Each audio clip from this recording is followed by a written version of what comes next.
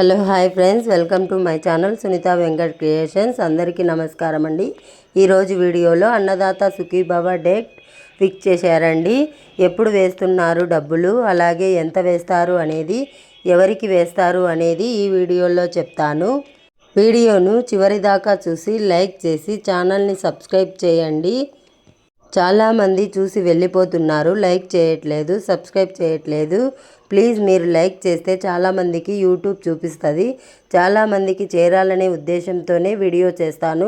దయచేసి లైక్ చేసి గంట సింబల్ ఆల్ పెట్టుకొని సబ్స్క్రైబ్ చేస్తే నా వీడియోస్ మీకు యూట్యూబ్లో కనపడతాయి. చూడండి, మన సీఎం చంద్రబాబు నాయుడు గారు మొన్న మనకి ఎవరైతే మంత్రులు ఉన్నారో వారితో కార్యవర్గం సమావేశం ఏర్పాటు చేయడం జరిగింది. అలాగే అసెంబ్లీ బడ్జెట్ సమావేశాల గురించి చర్చించవలసింది క్యాబినెట్ మీటింగ్లో అయితే తెలియజేయడం అయితే జరిగింది.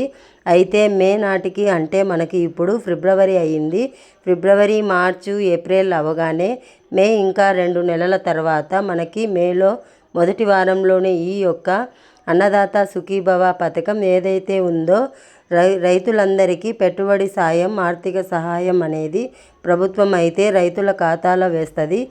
జగన్ గారు ఉన్నప్పుడు దీన్ని రైతు భరోసా అని పిలిచేవారు, 3 విడతలుగా అయితే వేసేవారు. ఇప్పుడు చంద్రబాబు నాయుడు గారు ప్రభుత్వం 2 విడతలకైతే వేయబోతోందన్నమాట.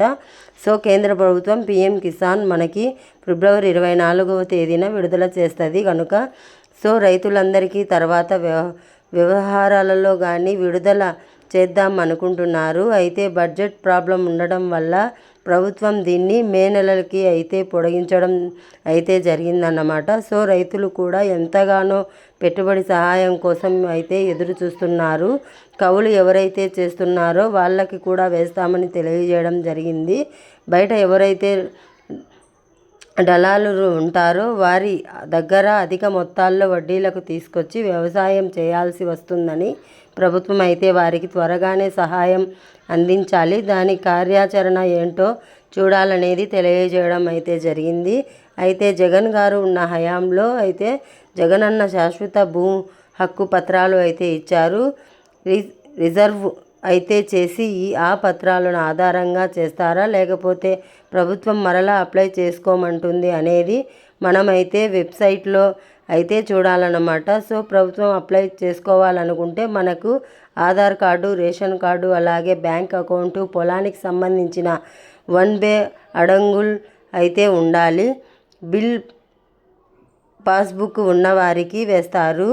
ఒకవేళ దేవుడి మాన్యాలు అయితే ఎవరైతే ఇటువైపు శ్రీకాకుళం సైడ్ ఎవరైతే అడవి శాఖ భూములు చేస్తూ ఉంటారో వారికి కూడా ఈ యొక్క ఆర్థిక సహాయం చేయడం అయితే జరుగుతుంది అన్నమాట. మొదటి విడత 6,000 రూపాయలు, రెండో విడత 6,000 రూపాయలు వేస్తారు.